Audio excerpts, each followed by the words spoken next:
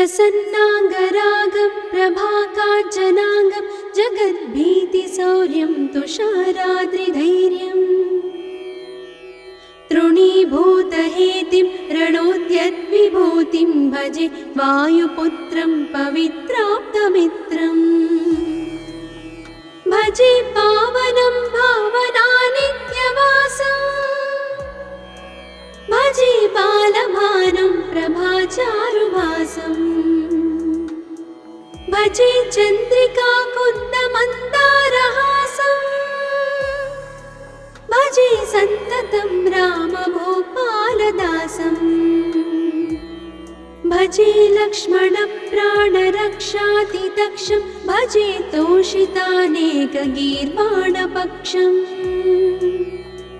भजे घोरसङ्ग्रामसीमाहताक्षं भजे रामनामातिसम्प्राप्तरक्षम् कृताभीलनादं क्षितिक्षिप्तपादम् घनक्रान्तभृङ्गं कटिस्थोरुजङ्घम् वियद्व्याप्तकेशं भुजाश्लेषितास्मम् जयश्रीसमेतं भजे रामदूतम्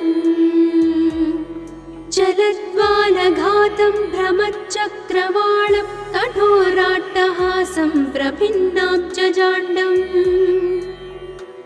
महासिंहनादाद्विशीर्णत्रिलोकं भजे आञ्जनेयं प्रभुं वज्रकायम्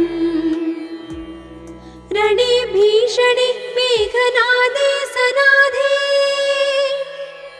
सरोषे समारोपिते मित्रमुख्ये खगानां घनानां सुराणां च मार्गे नतं तं वहं तं हनुमन्तमीडे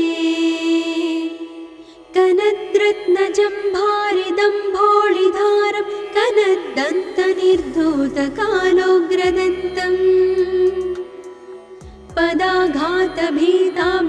पदाघातभीताब्धिभूताधिवासं रणक्षोणिदक्षं भजे पिङ्गळाक्षम् महाग्राहपीडा महोत्पातपीडा महारोगपीडा महातीव्रपीडा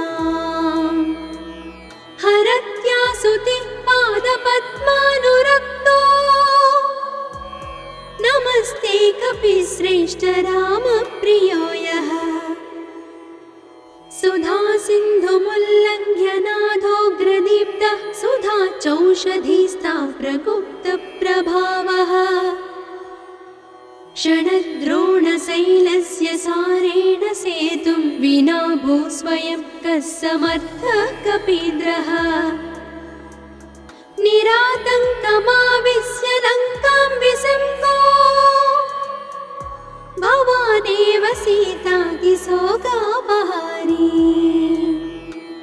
समुद्रान्तरङ्गादिरौद्रं विनिद्रम्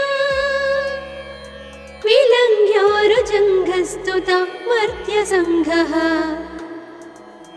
रमानाथ रामः क्षमानाथ रामः अशोकेन शोकं विहाय प्रहर्षम्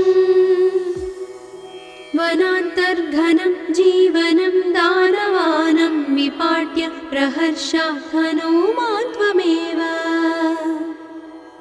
जराभारतो भूरिपीडां शरीरे निराधारणारूढगाढप्रतापे भवत्पादभक्तिं भवद्भक्तिरक्तिं कुरु श्रीहनुमत्प्रभो मे दयाळो महायोगिनो ब्रह्मरुद्रादयो वा न जानन्ति तत्त्वं निजं राघवस्य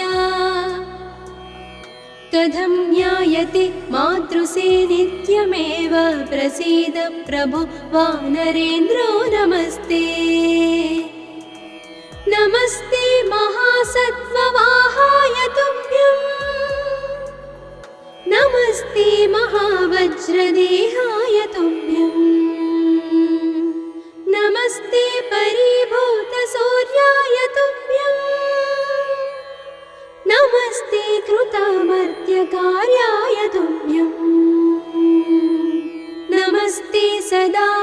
ब्रह्मचर्याय तुभ्यं नमस्ते सदा वायुपुत्राय तुभ्यं नमस्ते सदा पिङ्गलाक्षाय तुभ्यं नमस्ते सदा रामभक्ताय तुभ्यं हनुमद्भुजङ्गप्रयातं प्रभाते प्रदोषेऽपि वाचाथ रात्रेऽपि मर्त्यः पठन्नस्नतोऽपि प्रमुक्ताघजालः सदा सर्वदा रामभक्तिं प्रयाति।